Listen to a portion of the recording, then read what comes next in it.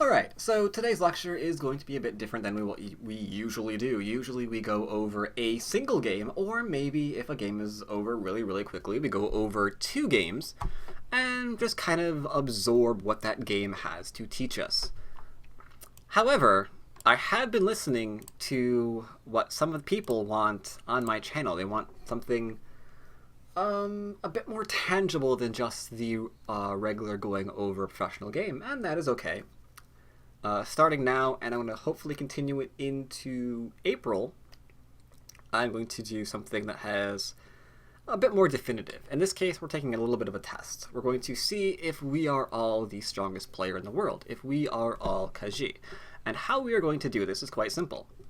I'm going to put up positions from his games and see if in these crucial moments, if we can get the same decision that Ke Jie made, if we would play like he did at this particular point. Now, I do want to point out that a lot of this is some of this is very stylistic. There is no single right or wrong answer, but it kind of gives you an idea if you have within yourself a young, aggressive Chinese professional player just dying to come out.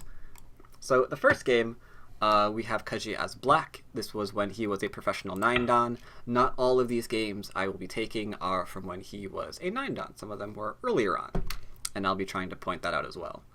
It doesn't really make a difference. I mean, he always had talent, but, you know, maybe it helps your decision a little bit. Alright, so here we see a very, very simple micro-Chinese framework, like so. As you can see, white is, of course, going to break it up, as you would expect. Now, a lot of options here. Black goes with the simple small knight, proving that he is not AlphaGo, did not choose the large one. White takes a 2-space extension. Black says, I'm going to hit that completely to grow a very large area, and thus we are going to arrive at a very important decision. And that is, we now have Sente. We have Sente in our game. Sente, Sente, Sente. And with Sente, we must decide what we are going to do. How this game is going to progress is determined entirely based upon our next move. So, if you were an aggressive young Chinese player, where would you be playing right now? What would you be wanting to do? How would you continue this game as black? Because we have a framework. Let's see, Ornable in Twitch chat says he wants to build even more. Inazuma and Shinto are saying D5 or D6. Let's put these on the board. So I'm guessing with build more, you're saying something along the lines of this, Ornable. If I'm wrong about that, let me know. Inazuma, on the other hand, wants to approach at 5, whereas Shinto wants to approach a little bit farther back, a little bit more careful. Mordorok, also wants to build. Saikta says F15 for building. Yep. Lima Lyman says C5. Alright, a lot of interesting options here. Building even more would be my natural inclination as well. I see framework. I see how large the framework can go. I would want to continue building said framework. But an aggressive path is not kind of passively building your game. It is aggressively approaching your opponent and fighting whenever you get the chance. And that is what Ke Jie decided to do in this particular game against a professional 5-dan. He decided to approach low and pick another fight. Now, the consequence of that is, of course, that white does, in fact, decide to destroy this and force black to live in the upper left. That is just something that he chose to accept in this particular game. This particular result. By approaching, we're saying we're not interested in developing, and if we get pincered, we can definitely see that like so. So anyone who wants to play aggressively like this, do keep in mind that C5 will prevent you from growing. However, he does go along to win this particular game. Those of you watching later on YouTube, I will have the links to all the games that I'm using down below in the description, so look for that. You can see how the games were continued if you're at all interested. Any reason you prefer c5 to d5? That is a very good question. D5 is a bit high. Well, at fourth line stone, clearly.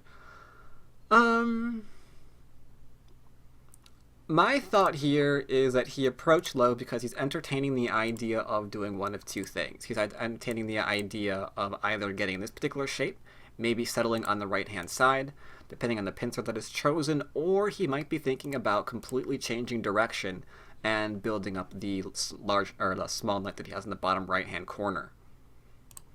If you approach high, you're a little bit less likely to change direction. Also, a bit harder to give your opponent territory.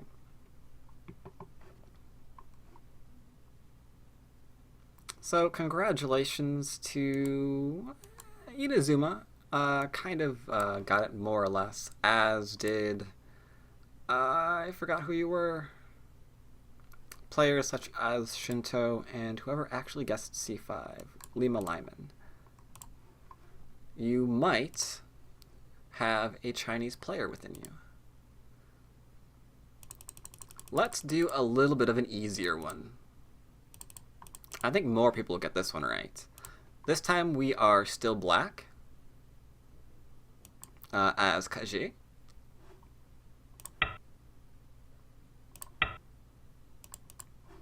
Instead of the micro, he chooses to go orthodox this particular game. Obviously, his opponent is going to approach, because that's just what we do.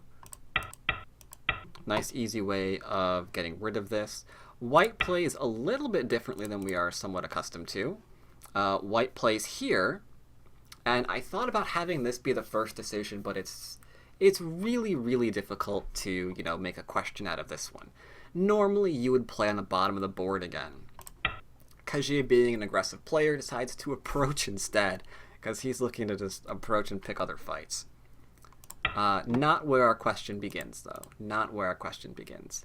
He approaches as a probe to see how his opponent's going to respond. He got the response. He plays low. White continues along his merry little way. White gets the expansion. Maybe we can draw out S15 later.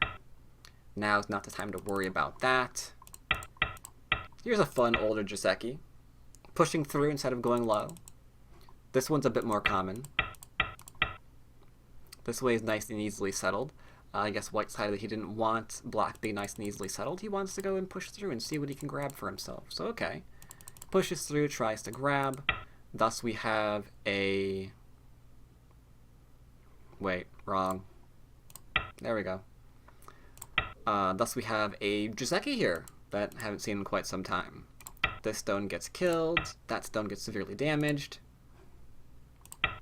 White takes a large knight to make certain that this little area on the left-hand side can't expand. Wouldn't want to see that happen. Black takes away the extension. And White says, I'm going to attack your stone, sir. So what does Black do in response? What is Ke Jie going to do here? White is now attacking Black. Getting a little bit aggressive. There are moves everywhere we can play. There's moves in the upper left, the lower left. There's moves in the right at R8. So many moves. So many moves.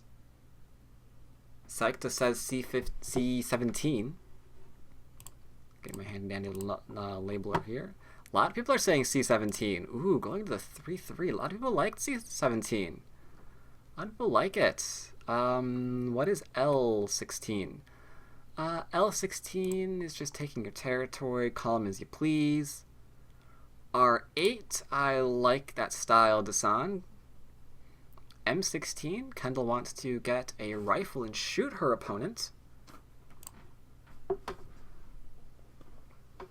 What do we have on Twitch chat here? We have G16 on Twitch chat. Oh, now that's aggressive. Wow. 5 is That is some spirited moves right there. Attach to try to grow, and then like follow it up with like G or Q12 or something. That's actually not a bad idea. You could probably play that in a game. What do we have here? J15. What's J15? Oh, jumping out, okay. And E17. Roger, roger. A lot of people doing that. Okay. I thought I was going to throw you all off with this one. I had a feeling I was going to throw you all off. No one got it. So you are right. We do want to respond to J17 first. We want to like do something there because yeah, we're under pressure. But keep in mind that right now, without this move, we can still kind of live back in here, right? White can in fact live back in the corner. So what Black decides to do is he approaches saying, I can now potentially kill you if you try to live back in my corner. And if you ignore this move, I'm going to also invade you at R8. And if you do respond to me, then I'm still going to move top of the board first. So here I can kill your corner, which you can live with right now, and keep growing.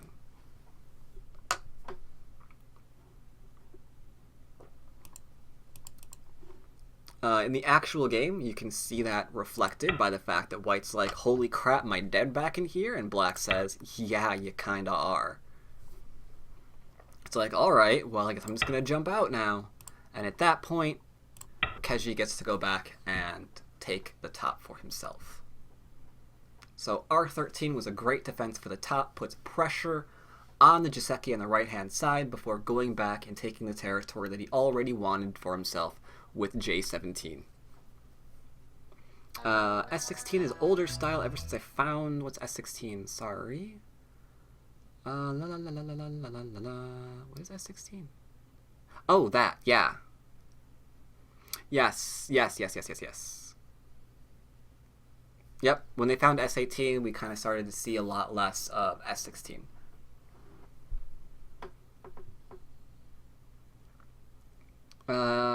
Finn says, this is absolutely typical when trying to get pro moves. I see the big points, but miss all the good exchanges they make before going there. So yeah, those of you who liked L16, you are quite correct. L16 is a great move, but you do want to try to find that Sente move first. And here, Ke Jie was able to find it, that glorious move at R13. Very, very beautiful. And that was my stomach. Alright, let's go to game 3.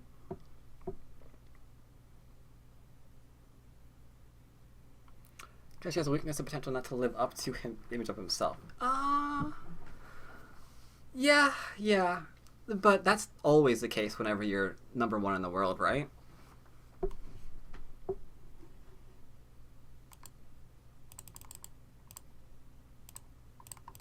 Though right now, he's living up to the image of being one of the only players able to consistently beat the crap out of Yi Se-dol. I mean, not many people can do that. It's like him and AlphaGo. Alright. Oh, shoot! I went too far. Was it this game? I think it was this game I was going to go over. Alright, so I failed to mention that game was also a 9-dan game of Ke Jie. He was a professional 9-dan at the time. This one also, I think, is his last one that I'm going over as him as 9P, I think. Yeah, so this time he is white, not black. Though for some reason in both 3 of these games, they open up with the 3-4 point. Interesting. Alright. Ke Jie takes 4-4 point. We got dual 3-4s from black. Ke Jie slaps down a 3-4 point for himself. Now we have a high approach, which is quite spirited. We're not seeing the like an orthodox or mini or micro Chinese potential variations or whatever. We're just going to approach, see what happens. Well, what happens is he tries to fight you immediately. So, okay. Black says, I'm developing the right-hand side. White says, that's okay, good for you. I'm going to take your territory if you let me. Bit of an odd order. I always thought the order was this way. And then you would play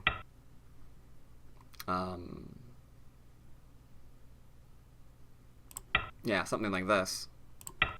But the danger here is you leave the cut point behind, so maybe, I don't know. Odd order is all I can say. So here we actually get the cut in. White is forced to defend. Looks like we're living locally in the corner.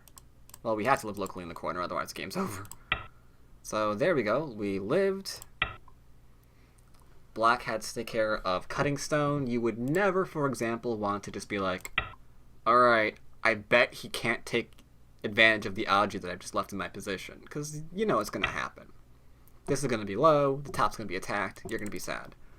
So, alright, kills the stone. Unfortunately, this stone goes to an interesting part of the board. Yeah, this stone goes to a very fun part of the board that he can't actually run it out with, so he has to jump out. Looks like good game for black so far, right?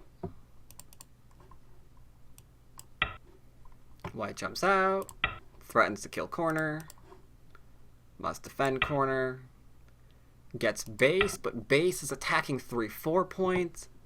Looks like a lot is going well for black right now, and I should point out that black in this game is a professional 2-dan, not a 9-dan such as what we see Ke Jie being. Alright, time to get some shape for ourselves. Gonna have to respond to that, because who would pass up potential 6th line territory? Certainly not me. Defend the corner.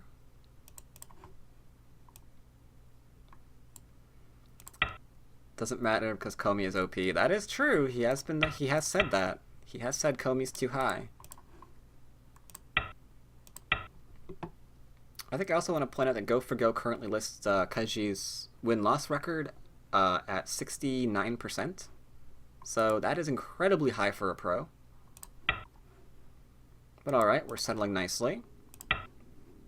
Still going after and settling our group. Have to play really irritating moves to do so, because we can't just play here now, right? Because you have to keep in mind, these are attacks that are Sente. So alright, we gotta come out again. Poke at the shape. Keep taking that glorious 6th line. White pokes. Black shuts down. White approaches. Takes territory. Where is what I was gonna do? I think it's coming up, right? Yeah, it's coming up right here. Okay. Just making sure I wasn't hallucinating, that this was a game I wanted to quiz you on. Alright, so we go there, there, there. Play a Tiger's Mouth, or not Tiger's Mouth, we extend first, I'm sorry. Because this is a small avalanche. And in this particular small avalanche, we are kind of dividing white top group from the bottom group. Forced to extend. Forced to connect. Kills off the 2 stones. And now for the completely unfair question. This is going to be the most unfair game I ask you about. You have white. Your mission is to not lose this game. Any ideas? This is going to be the only blatantly unfair game that I quiz you guys on, just so you know. I don't expect anyone to get this one right. Especially when I've left moves off the board. Oh my god.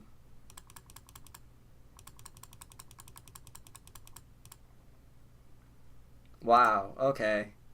That's awkward, because that kind of gives some of the answer away. Okay, it's not as unfair as it was a moment ago. Oh my god. La la la la la. None of you saw that. It's fine. It's absolutely fine. So any ideas on where you gonna play?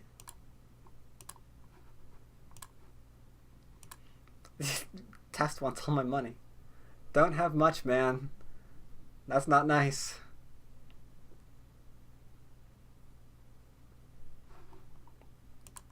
Alright. So, any suggestions? Knowing that it has something to do with the move that I left off the board.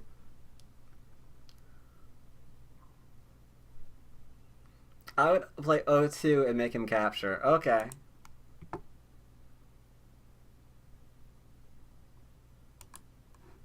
Play O10.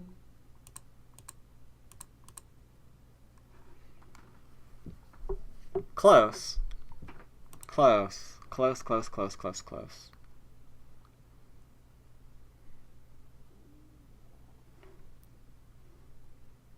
Anyone else want to hazard a guess?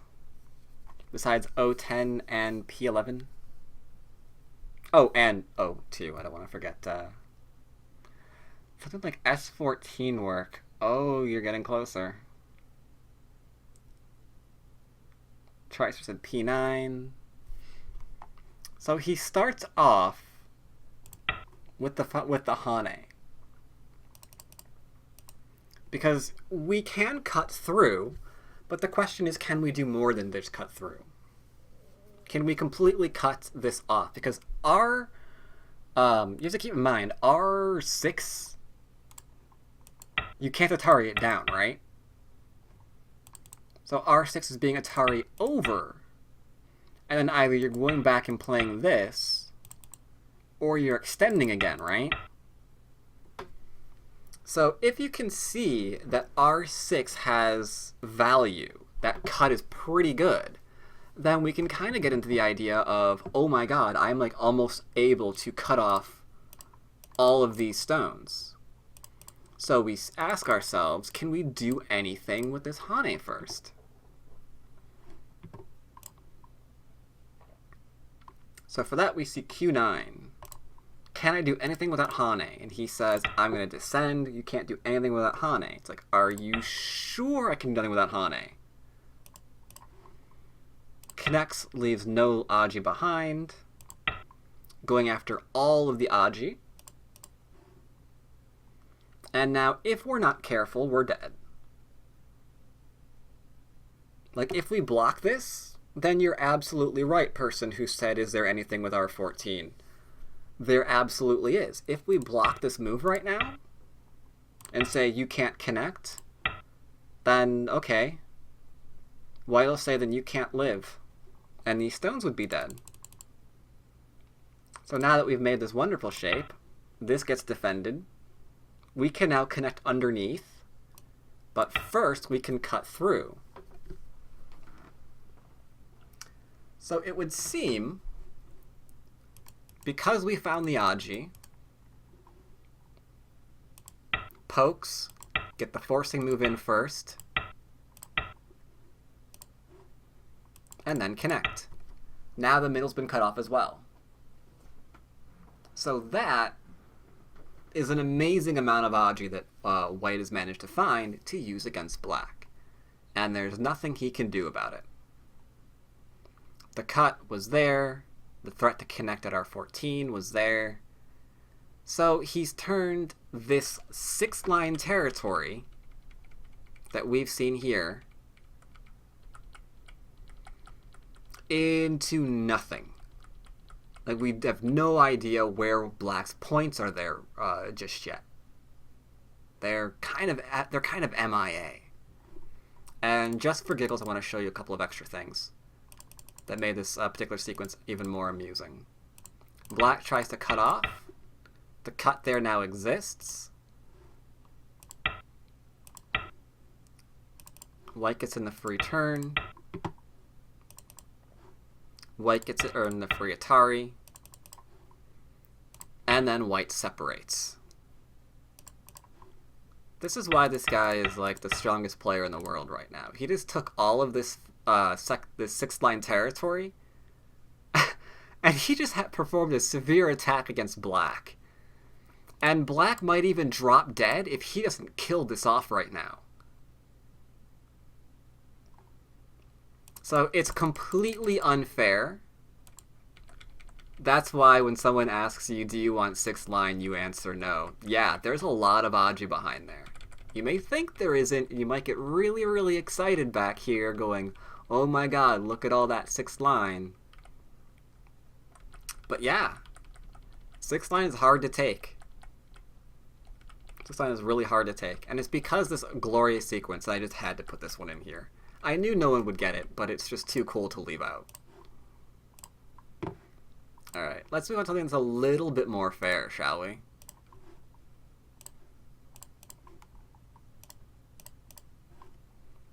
We're starting... Did every game begin off with a 3-4 facing this way? I think it did. Okay, another game. 3-4 stone facing left-hand side. Let's see, this time Ke Jie is black as a professional 4-dan. Not a 9-dan. Where did white open? White opened up in the bottom corner. Ke Jie plays orthodox. Black obviously approaches, as we see a lot. A bit of a new variation. Well, this variation was around for only a couple of weeks, but it's a quote-unquote new variation. I don't think anyone's really continuing to play it, because it's regarded a little bit better for black than it is for white. But attach, extend. This part, everyone I'm sure is familiar with. Wait. Nope, sorry, wrong game. That's a different game. My bad. We'll go over that game later. This game is completely standard. Black extends, white goes into corner. Takes extension. Those of you who play this, I've seen some of you neglect to take the extension here. That's bad, because if white actually gets in this move, that's huge. He gets this move in, and at least this move in as well, which means he probably is going to get in either this for free or that for free, and this area just becomes really, really large because you didn't want to spend one extra move to defend your 2-space extension. So don't do that, people. If you've done that in your game, don't do it. A lot of people try R6 wanting more. Pincer that. Don't let them do that. Just pincer it. Like, nope. Afraid not. White takes enclosure. Black approaches on the inside because it's a larger area. White pincers. Black says, I'm going to take more for myself. White defends. What do you do now as black?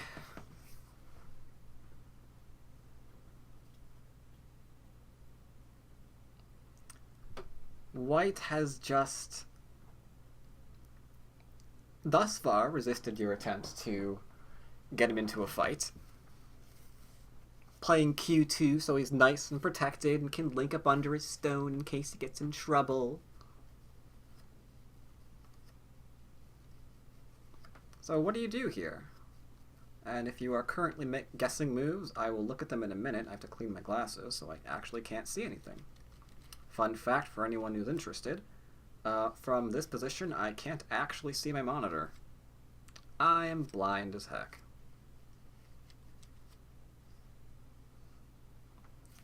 About an arm's reach away. Can't make out anything. Alright. Let's see, what do we have here?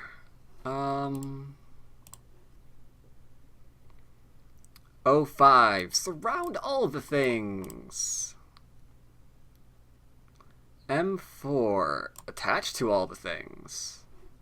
What does Twitch chat say? Twitch chat just said sexy. Okay. Same idea as test. So people are pretty much liking the whole surrounding all the things idea. Whoa, play K3? Play R3? Ah, Zevian, that's how you pronounce your name. Congratulations, you have a young Chinese player inside you. because somewhere in there, he's dying to get out. Yeah, D10 is an enormous move. It's a double wing. Oh, sorry, did Inazuma get it too? I'm sorry, I was cleaning my glasses. Did you say it? Oh, you did. D9 or D10. Okay, yeah, you got it first. So you got 2 of them right then, I think, right, Kendall? I think so. You got the first one right? Sorry, not keeping track, but hopefully you guys are keeping track of your own scores. But yeah, this is a lot larger. And it's kind of hinted at Q6 too, because he's playing for influence here. He's approaching high, 4th line, which says he's interested in the, more or less the middle, not something nice and safe, like just playing here, which would give his opponent the chance to like attach to one of his moves. He's like, you know what, I want to play here, and if you play here, I'm probably just not going to care. You can like have that wall while I play something else. So yeah, largest one on the board right now is the last one at D10 because it's double wing from the upper left-hand corner. So even if you are very, very aggressive, and so many people fell into the trap, and want to be aggressive and you want to fight, well, it's going to be tough. Because keep in mind, if you jump out, white can take, because what are you going to do? I mean, white still has A, white has B, white's going to be okay in the corner. Whereas white just got the last large point on the board. So a bit of a difference there. Bit of a difference there. So yeah, and whoops. Which proverb test? What proverb was it that was failing you?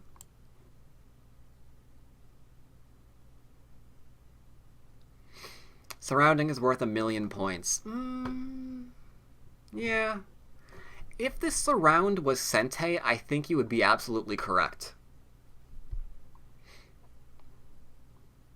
If this was Sente, I think you would be absolutely 100%. If white had to respond to this or like risk being, you know, dead in the corner or something, probably true. Probably true. But black said that might not be Sente. I'm not going to risk it. I'm taking my large move. Now, interestingly enough, this is a two-parter. This is a two-parter. There's 2 interesting moves that come up in the game. White saves himself. And now black has to decide where to play. You have one last chance to redeem yourself, peoples, because this game has 2 parts. Where do you play now? D3 to reduce all the things.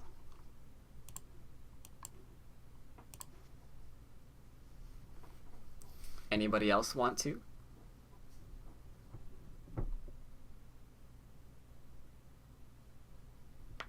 Anybody else feel comfortable enough trying to guess? You might have gotten the first one wrong, but maybe the second one. Maybe the second. Ooh, 014. I like where you're headed with that idea. K10 just to freak bats out. I knew someone was going to say it. I knew someone would say it, Psychta. I knew someone would do it. You like 014? If you like 014...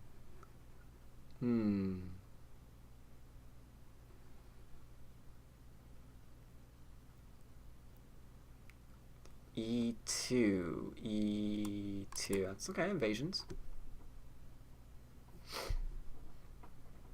Okay, so does everyone agree that we don't have to respond to Q7? Everyone agrees Q7 not the right move?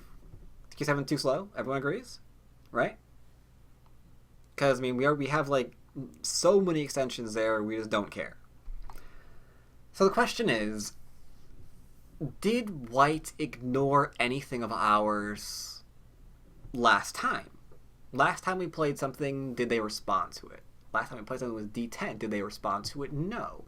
So now that we have Sentig and we want to expand upon D10. We want to keep growing D10 because D10 had value, and we're going to push that value down white's throat whether he likes it or not. So the actual move in this game is to enlarge all the things. I like the idea of 014 but this is a lot more solid. Because now it's difficult to actually invade on either side while you're still pushing into the center. And you're not being too greedy. You're not being too greedy. A move like this is very, very aggressive. But you have to keep in mind there are still things like the attachment for reduction, the simple cap for reduction, a simple shoulder hit for reduction. That this could probably freak out a lot of people. But this kind of answers the building and getting rid of a lot of those forcing moves.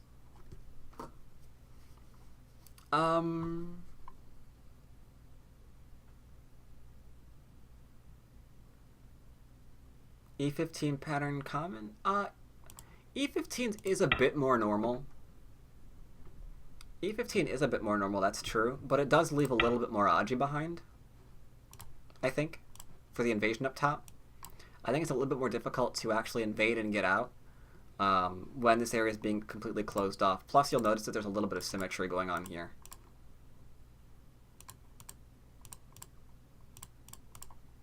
Oops. Between these two stones.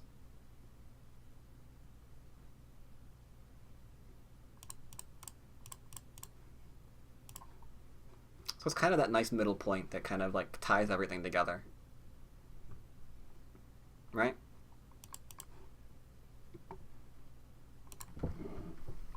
So yeah, he decides to take as much as he possibly can for himself, which I thought was definitely aggressive. So keep this in mind. If someone's like ignoring your attempts to make a double wing, have an idea how to continue expanding past it.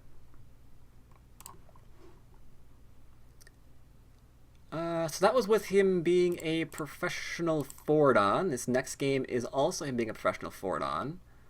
And it takes place on move 32, okay? My question is on move 32. Once again, we're opening with the 3-4 stone.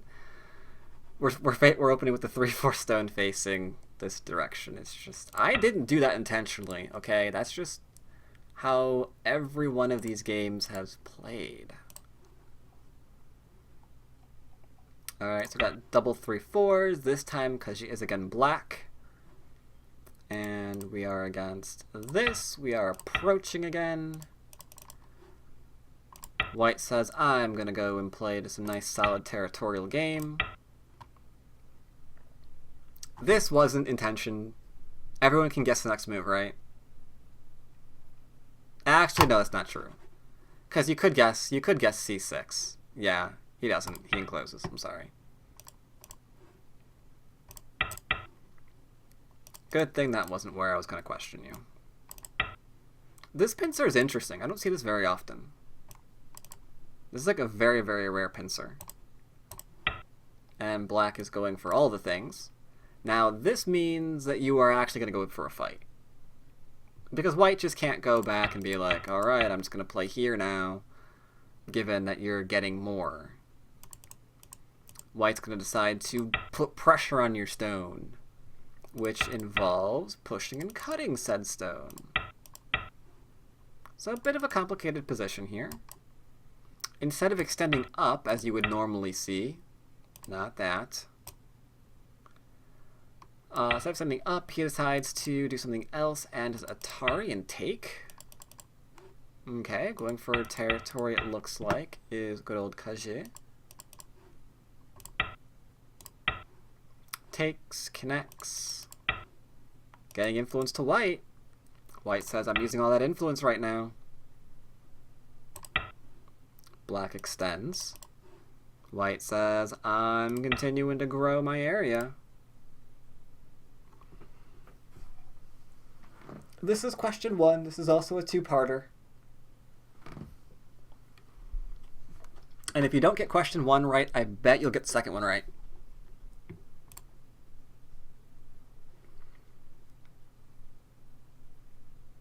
White just attached to you.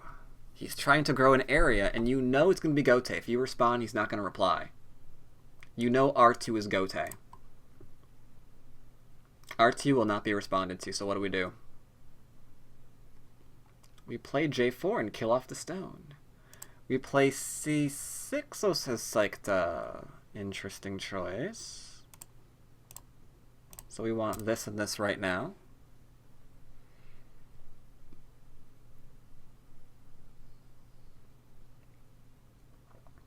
P9 to run out the stone. Interesting choices as well.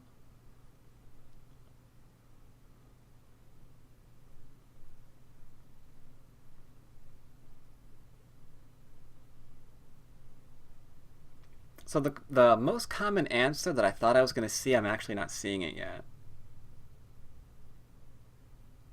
Q4, so says someone. No, you wouldn't bang your head into your opponent's stone. You'll just wind up with a headache. I thought the common answer was going to be R12. Yeah, test. Yeah, I thought our common answer was going to be R12. I'm actually going to put it on there. That was my guess. My guess was R12.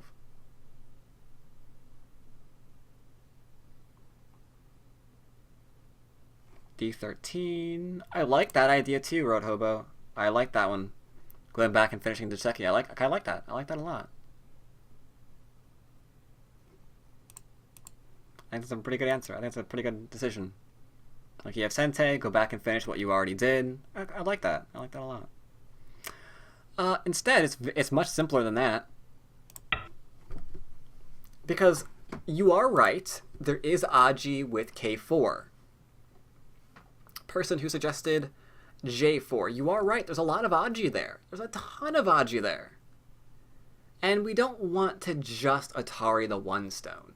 But we can extend from our influence, which also hurts the cutting stone and approaches our opponent. But it's okay. It's okay. Everyone gets to be a 4-round professional. White follows up. Black responds. White kills. What's the next move? Everyone can be a 4-round professional. That's why this is a two-parter. Everyone can be pro. Except Murden. Except Murden. And Tyser.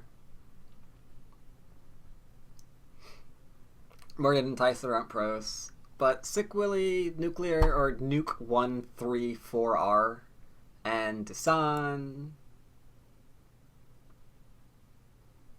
Oh, not Desan, sorry. Well, Desan had the same idea. He'll be a 3-don. But yeah, follow-up move. You approached, your opponent ignored, you follow up. Because this follow-up is also going to be great for the left-hand side. Because you might be able to get in that D13 extension now, into an extension now, because you were able to approach. And sure enough, black or white diagonals up, black goes down, white takes away R12 because it is a large point. Everyone who wanted R12, it is absolutely a large point. Black getting in there is really big.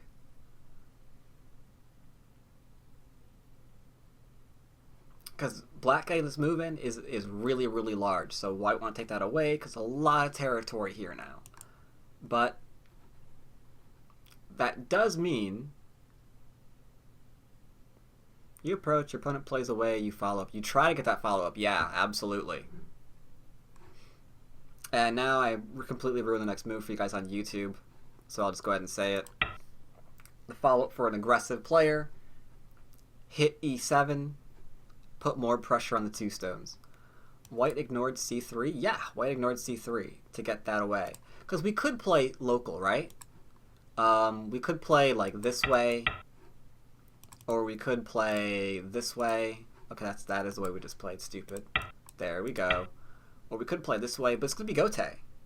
Right? The minute connection is out, you're gone. You can play this instead. And make shape. But white's going to get hit here, and you have to respond, because that underneath is very, very big. And then what? Black takes another large point on the board? At this point, black's ahead. Black has done good. So only choice, white thought, is I need to get that move out of here. Gotta take that move away. So he's like, okay, I got that for myself. Black can't expand anymore. And now, hopefully, we can weather the storm after we get attacked here. And yet, if you play here, this is probably going to be Gote. You might even see your opponent try to take this and force you to make this exchange before going back into here. Like, the entire game could drastically switch.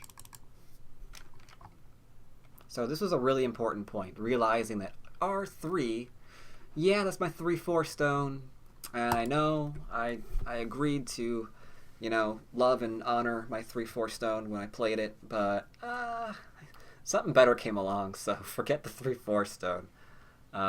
We're up for a divorce. That's just how that's gonna go.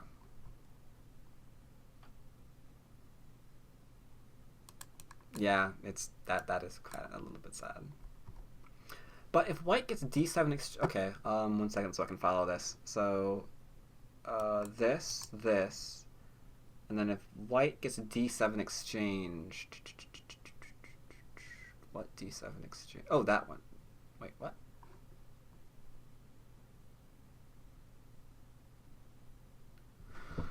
Aren't the d14? No, d14 are very light. Because you can immediately, you can think to yourself, like, I can play here, I can play lightly to get out and get shape, I can play here if I need to get shape, I can play a little bit faster if necessary. Until you make the commitment here, you can treat these stones lightly.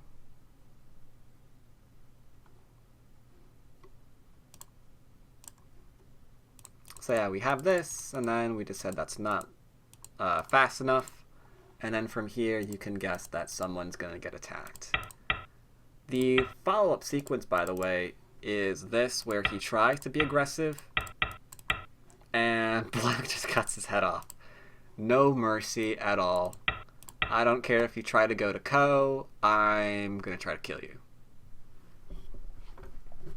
So he goes into full-on aggressive mode at professional 4-down level. Not bad. His game, white, by the way, I want to point out, the person who's obviously trying to play a much calmer game than his opponent, white is a professional 9-dan in this particular game. So this was young Ke Jie against a 9-dan pro, so interesting differences.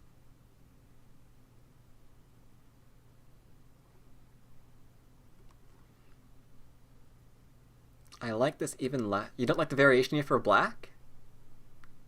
Black stands to gain everything.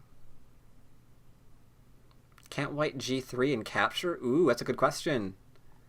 Murden. I don't know, man. Can he? I mean, if you just drop down, are you really capturing anything?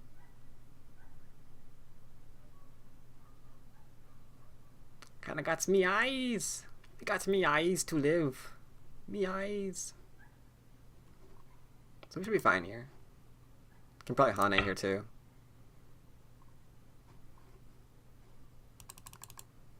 So yeah, you're fine. Oh, right then. We have one last one to test and see how aggressive you are. Which is good. This is ending out perfect. But unfortunately, black opens up this way, and I think personally he opened up this way because up until now, we've been seeing this, and it's making for some interesting games. So I think this is just wrong direction. And those of you who might be new to Go, note that is sarcasm. So in this game, we have a Ke Jie against... okay, two 9-dans. He's 9-dan this one, and his opponent is as well. Ke Jie is white this time. And we see Orthodox again. And we see this again. And this again. And that again. And this, which is interesting.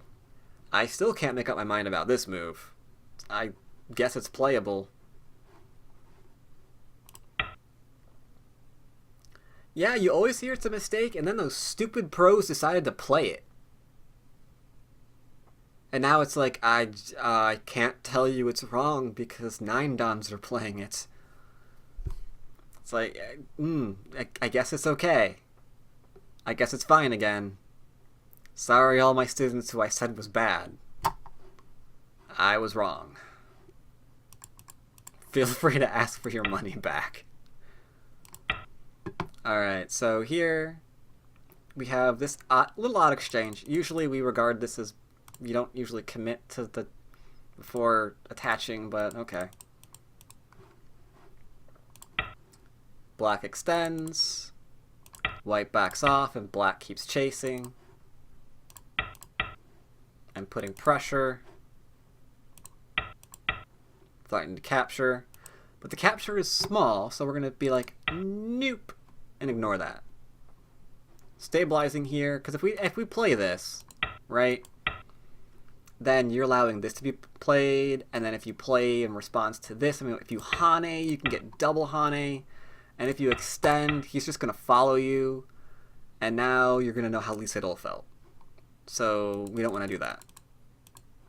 So instead we're going to extend out. Black approaches. Let's see, the question in this game is a little bit deep. Pretty deep into the game, so we're going to kind of buzz by some of this. Yep, standard stuff. Jump out 2 space. Attach, Hane gets thrown in. Pretty standard variation. Not that, thank you. You're supposed to click here first. Thank you very much. This is a fun Jiseki. Throws in, about to fight over F4 if necessary. Different order than might be used to, but same general idea.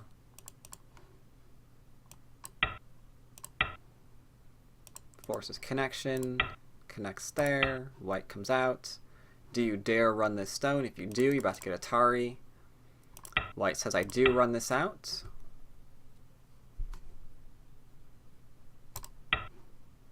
Gonna come on out. And now we leave it here. And I like how they decided to leave the position here rather than playing it anymore and getting rid of the Aji. Like right now there's like Atari on a bunch of stones. Everything's still kind of up in the air a little bit, and now we play away. White takes a small knight. Black goes back into aggressive mode.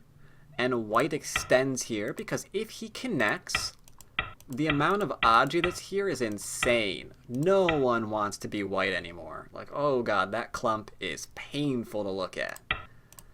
In fact, technically, if you get a move here, then this clump may not even be alive yet. That's pretty bad. So this, not that.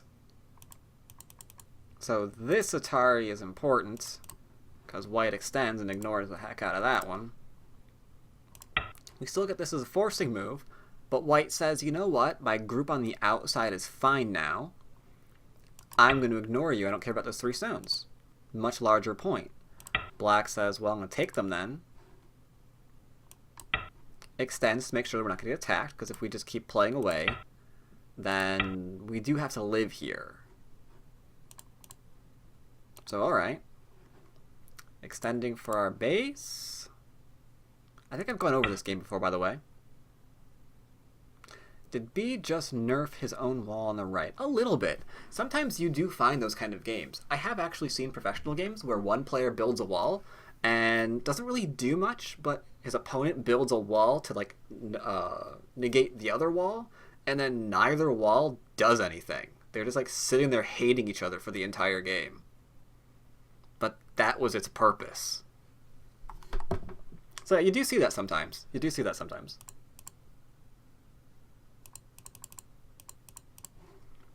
Alright, so I got the shoulder hit. Black's like, I can connect under. And white says, I don't care. No, you can't. So white, or black says, I'm going to come into the middle that you are trying to build ineffectually. And white says, are you sure? Black says, I think so. Poking at it, poking at it. Poking at it. Poking at it.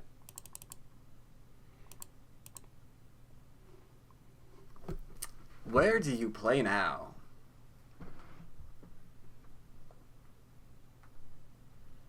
This is a very important directional move. And it's got a cute follow-up that I'll ask you about as well. Just to see if anyone can follow it. Just to see if you can. How do you play this?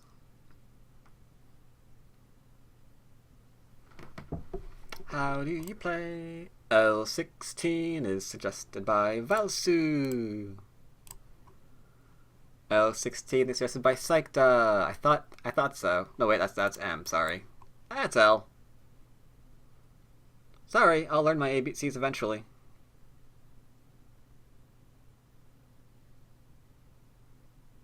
L16, L16, G9, so says Inazuma. Kendall. What's G9? I don't even know. G9 is jump out into the center. Little bit small. Little bit tiny. Are you worried about your group? I'm curious about this move. Are you worried about this group here? If you want to help the group, you'd Hane and kill off the C14 stones. Right?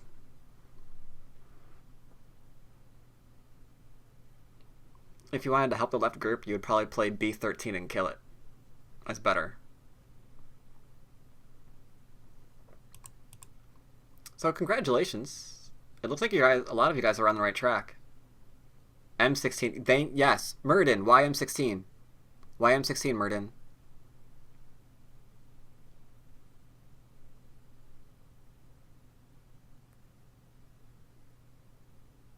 I want to play M16 because it's better shape. Good, Murden. Yes, you're absolutely right. Okay, you did answer. Cool, thank you. But yeah, M16 is a much better shape. It's starting to cut through, and it's not leaving like these weird points behind. Right? Nice, strong shape. So the question is, can anyone get this one right? Now that you found it, let's see if you can follow it. Because M16 is the correct answer, yeah. Threaten to cut off that stupid group that's poking into your middle. The middle that is supposed to be yours. You spent all of these moves building up the center.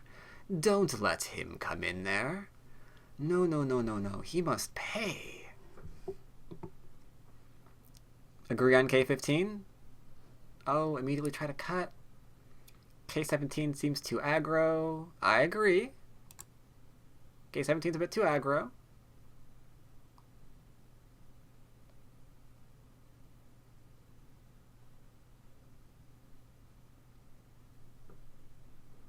Little bit aggressive, I'll grant. 17 first. 17 what? Nuke 134? And 17 what letter?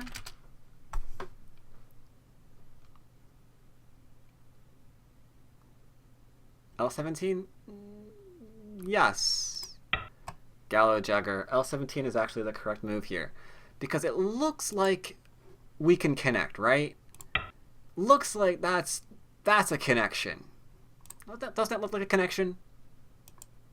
That smells like a connection. But when we Hane, we find too many cut points. Oh, so sad. Get wrecked. We can play here to protect our cut points. But then white just slides on through and cuts you off in the middle of the board.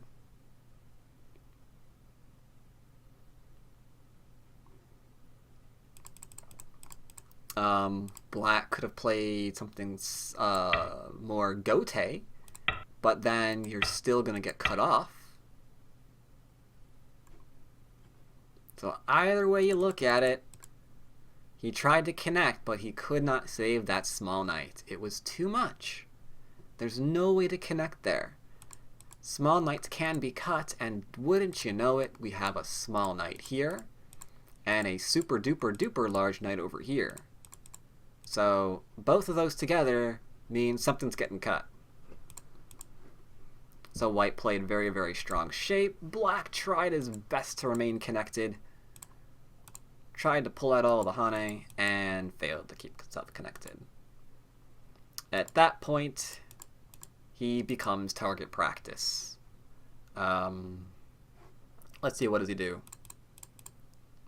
He tries to run away. Gets in an Atari. Whoops, my bad. Counter Atari, connects, lots of territory.